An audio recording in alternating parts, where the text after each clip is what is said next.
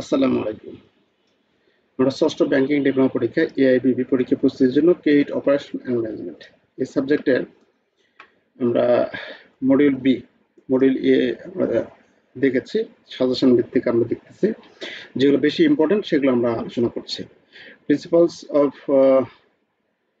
Principles of sound landing and credit process and investigation, এই অধ্যায়ে আমরা লেকচার শিট 2 আমরা আলোচনা করব। তো এখানে কোশ্চেন যদি আমরা দেখি, সূচিপত্র যদি দেখি, সূচিপত্রে বেশি কোশ্চেন আলোচনা করা নেই, মাত্র 32টা আছে। এখানে আমাদের সালের কোশ্চেন সব দিয়ে আছে, দেখতেই পাচ্ছেন। এই যে সালের কোশ্চেন, এই যেগুলো সব সালের কোশ্চেন দেওয়া আছে, এগুলো তো দেখবো। হ্যাঁ, আর কোনটা আমাদের 3 স্টার 2 স্টার এগুলো আমাদের এখানে দেওয়া আছে, সাজেশন ভিত্তিক আমরা দেখব। আচ্ছা, তো এটা দেখুন, 5th ব্যাংকিং ডিপ্লোমা পরীক্ষা এটা এসেছিল, 5তম ব্যাংকিং ডিপ্লোমা পরীক্ষা আসলে ওই জন্য এই প্রশ্নটাকে বেশি ইম্পর্টেন্ট ধরি নেয় যে কিরকম এটা ভালো বা সাউন্ড বা সুষ্ঠু ঋণ দেওয়ার নীতিগুলো কি, অথবা গ্রাহক ক্রেডিট বাড়ানোর আগে ব্যাংকার কোন কোন দিক অনুসরণ করে, অথবা একজন ব্যাংকারের গ্রাহককে ঋণ অনুমোদনের সময় কি কি সাধারণ নীতিমালা অনুসরণ করা উচিত।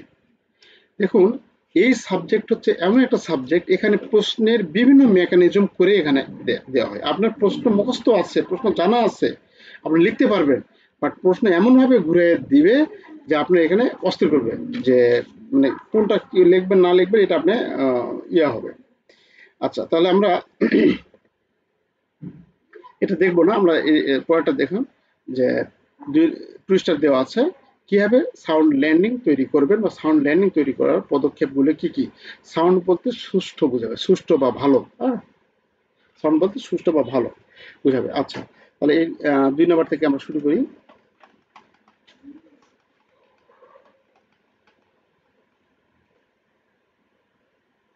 এটা তো এসেছিল গতবার এসেছিল এটা,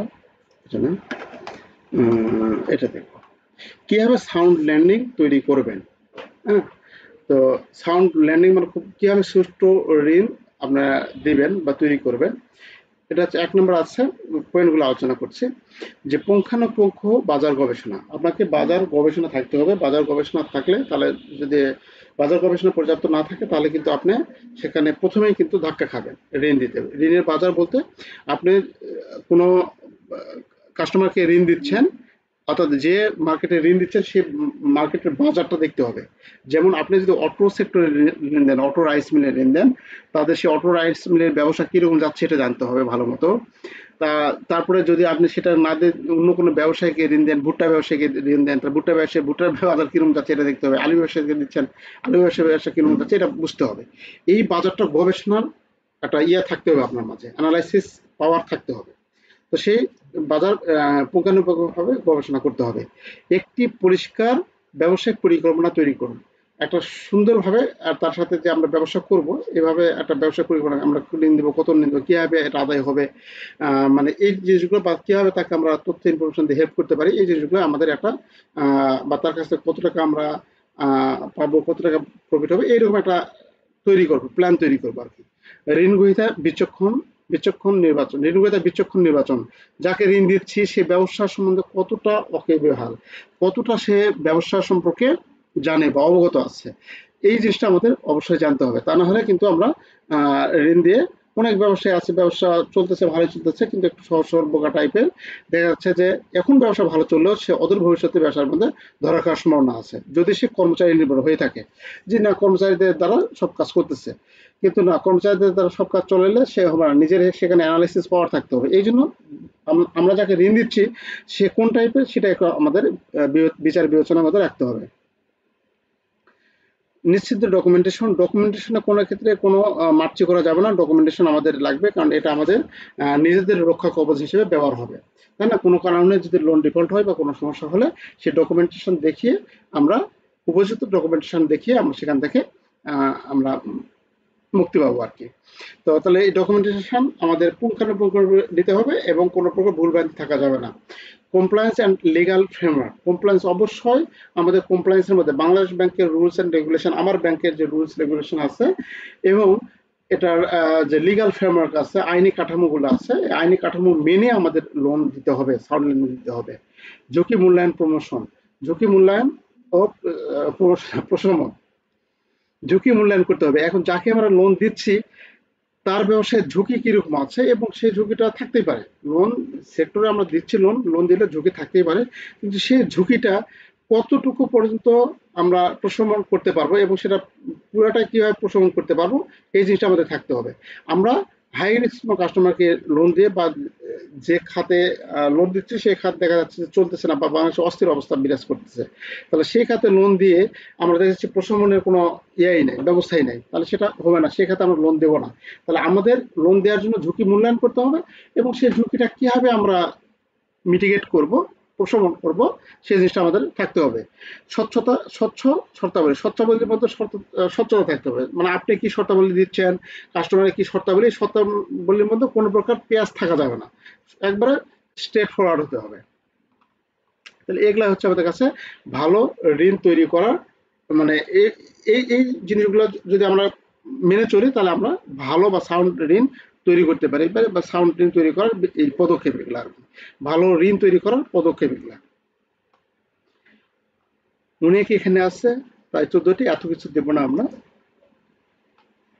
তার মধ্যে অল্প কয়েকটি যেটি মনে থাকবে আপনার সেটি আমরা দেওয়ার চেষ্টা করবো, 5-7টি দেওয়ার চেষ্টা করবো এখান থেকে। আচ্ছা, তারপরে এখানে আছে আমাদের ঋণ গ্রহীতা, ব্যাংকে ঋণ গ্রহীতা নির্বাচন প্রক্রিয়া 98-96 সালে আসছে, 98 সালে আসছে। তাহলে ব্যাংকের ঋণ গ্রহীতা নির্বাচন প্রক্রিয়া আলোচনা করুন। তাহলে এখানে ঋণ গ্রহীতা নির্বাচন প্রক্রিয়া,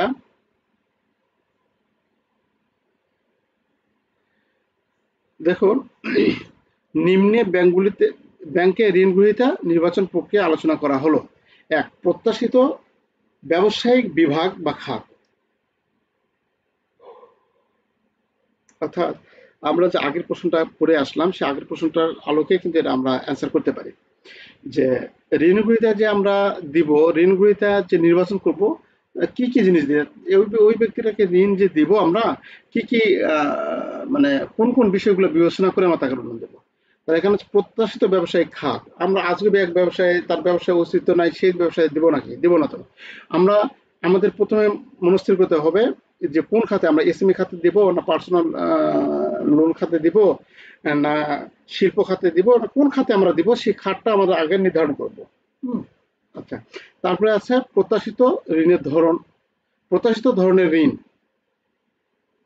প্রত্যাশিত ধরনের ঋণ আমরা কোন ধরনের ঋণ দেব, যদি আমাদের ঋণের প্রত্যাশার সাথে যদি মিলে যায় আমাদের ক্লায়েন্টের, তাহলে আমরা পরবর্তী ধাপে যাবো। এটা কিন্তু স্টেপ বাই স্টেপ। প্রত্যাশিত ব্যবসায়িক বিভাগ, যদি এটা আমাদের সবকিছু ঠিক থাকে তাহলে পরের ধাপে যাওয়া, যে এখানে বলা আছে যে এটি একটি উপযুক্ত বিভাগ বা সেক্টর হলে, মানে এই বিভাগটা যদি উপযুক্ত আমার কাস্টমারের সাথে মিলে যায় তাহলে মূল্যায়নের পরবর্তী ধাপে চলতে থাকবে, মানে দ্বিতীয় ধাপে আসবে।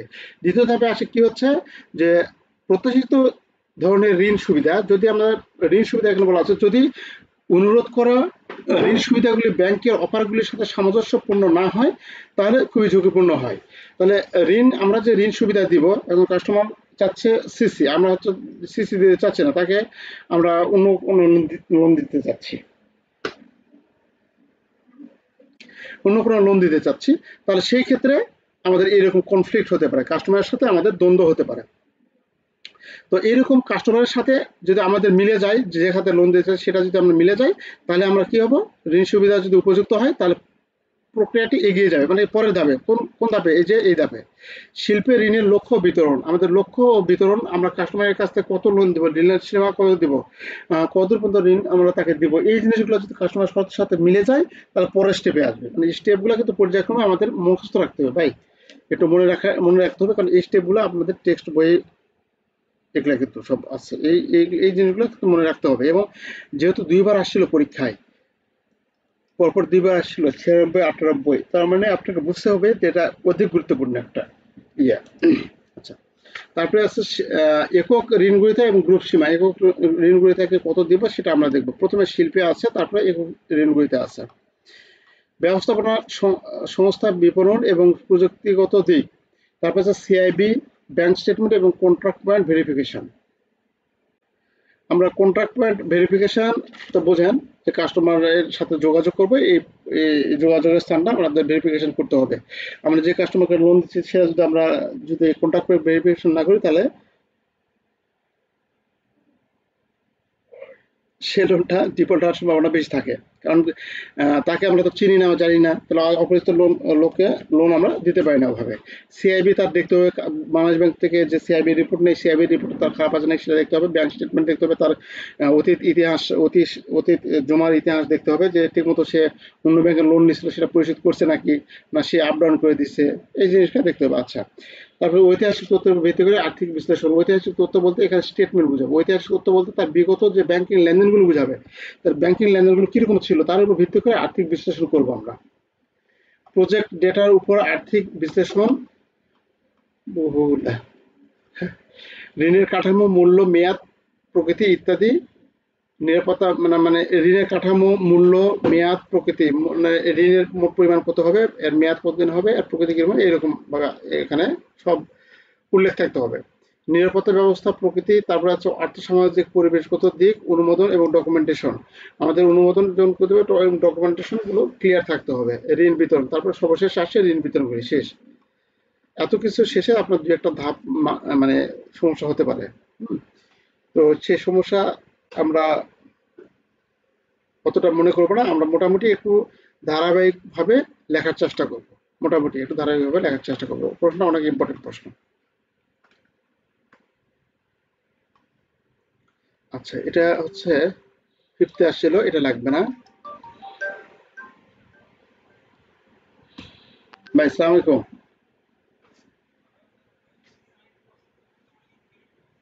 ওই ওই ওই ইয়াটা লিঙ্কটা নতুন করে গ্রুপে দিয়েছে ভাই, দেখেন তো, এআইবি গ্রুপ আছে না, ওই গ্রুপে দিয়েছে।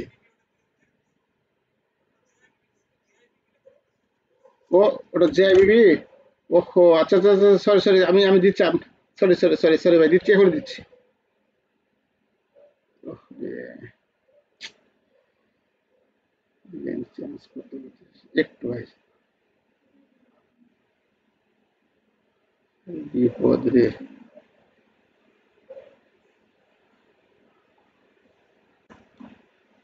আচ্ছা, হ্যাঁ, তারপরে এটাও ফিফথে আসছিল। দেখুন, এটা ফিফথে আসছিল, ক্রেডিট ইনভেস্টিগেশন।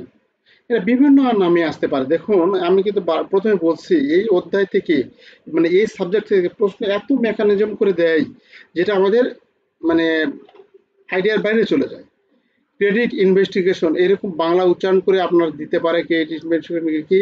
তারপরে আছে ক্রেডিট তদন্ত কি, বা ক্রেডিট তল্লাশি কি, ক্রেডিট তল্লাশি কি, বা ক্রেডিট তদন্ত কি, অথবা ক্রেডিট ইনভেস্টিগেশন কি। একই প্রশ্ন আমাদের।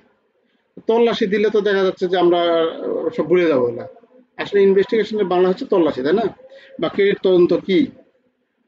আচ্ছা, তাহলে আমরা এটা ফিফথে আসলে এটা দেখবো না আমরা। তারপরে ক্রেডিট মূল্যায়নের জন্য 6C এটা আসছিল। ক্রেডিট আবেদন মূল্যায়ন করার সময় ব্যাংক কার্ডের 6C কি করে বিবেচনা করেন তা লিখুন। ওটা দেখবো না, এটা দেখবো।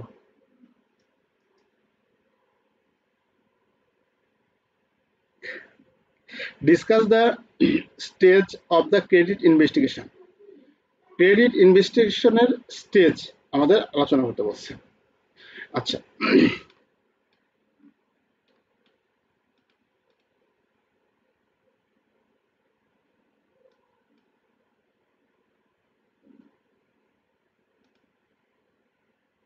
কি এক্সাম। আচ্ছা, দেখুন,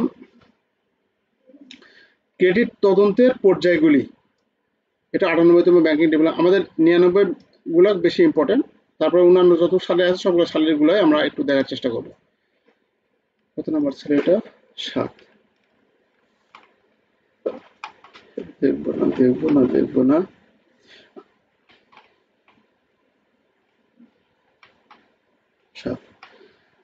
আচ্ছা, ক্রেডিট তদন্তের পর্যায়গুলি আলোচনা করুন। পর্যায়গুলি, একজন ঋণ গ্রহীতা ক্রেডিট তদন্তের নিম্নলিখিত পর্যায়ে সম্পন্ন করতে পারেন। কি? তথ্য সংগ্রহ এবং সংগঠিত তথ্য মূল্যায়ন।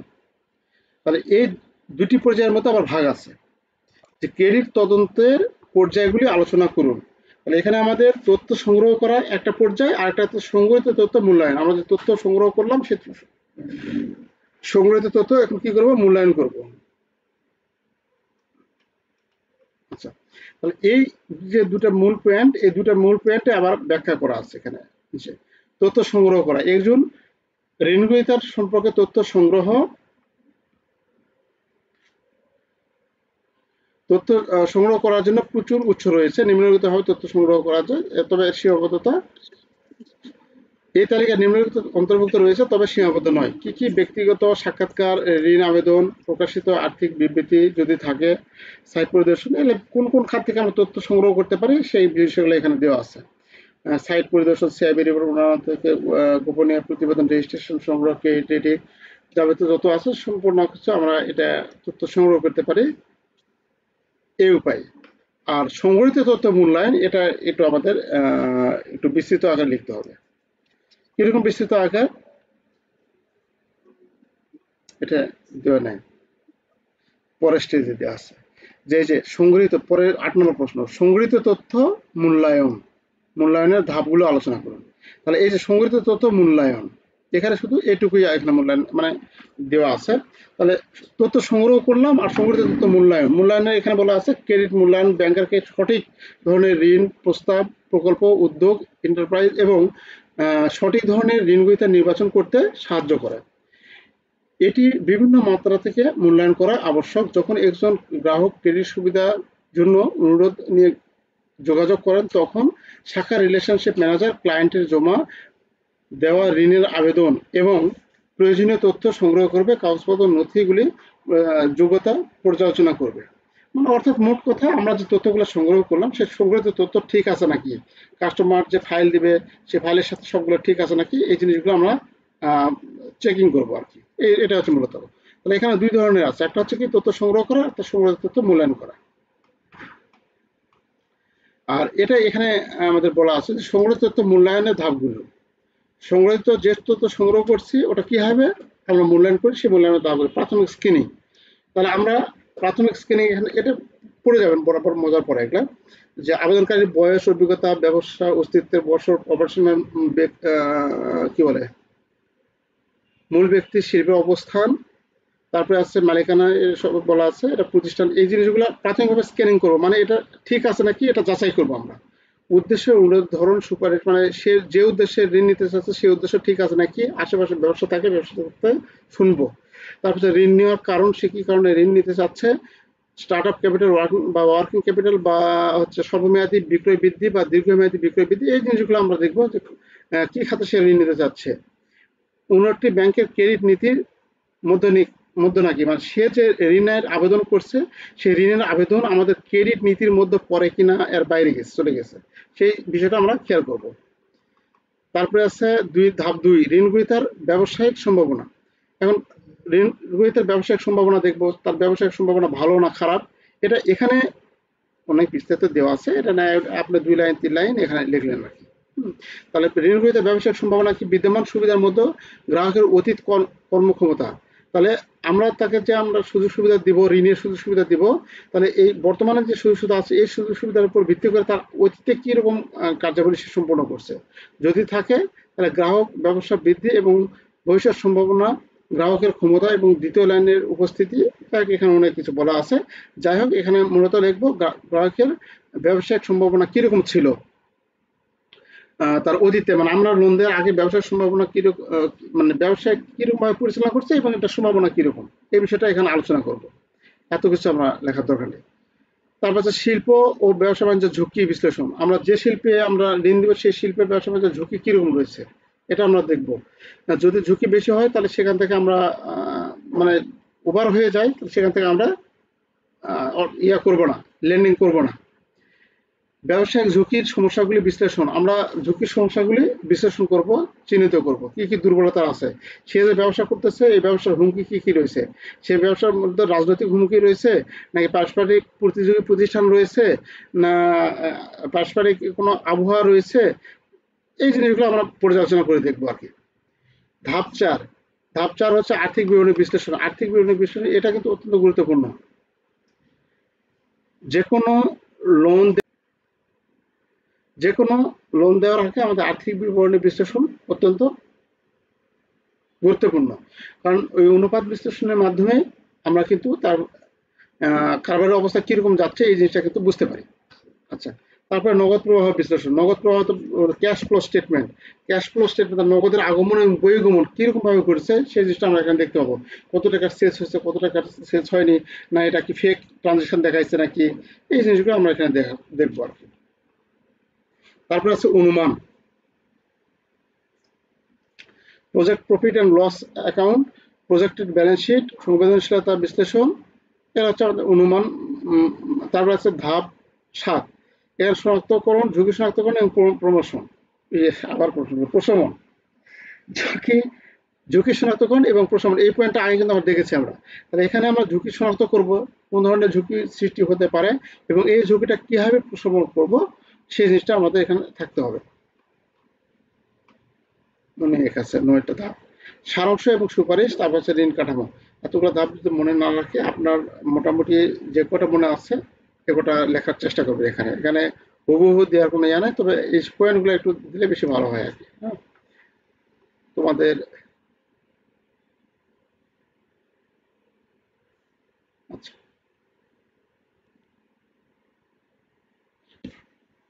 তো এ হচ্ছে আমরা এখানে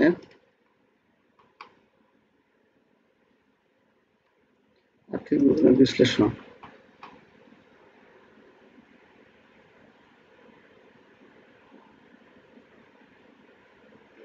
আচ্ছা, আমরা এখন বাজে হচ্ছে 10টা 32, 10টা 32 বাজে। আমাদের জিএফআই দেখব।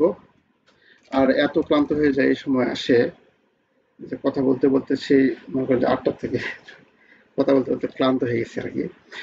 আমরা যাদের জিএফআই আছে জিএফআই এর জন্য লগ ইন থাকুন, মানে ওটা ঠিক 2 মিনিট পরেই শুরু করছি জিএফআই।